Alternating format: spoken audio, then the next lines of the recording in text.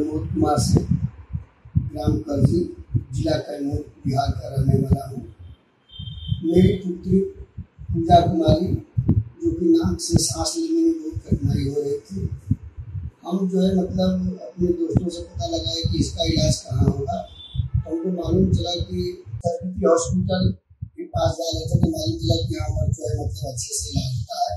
यहाँ के डॉक्टर मनोज कुमार गुप्ता हैं, उनके यहाँ मैं जो है 5 दिन पहले गया, डॉक्टर साहब को दिखलाया।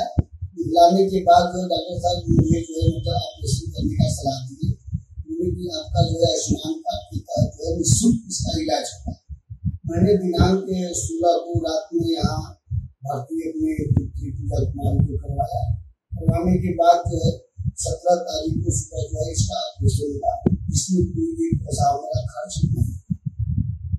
मैं इस अस्पताल का आभारी हूँ, साथ में प्रधानमंत्री जन आरोग्य योजना का आभारी हूँ।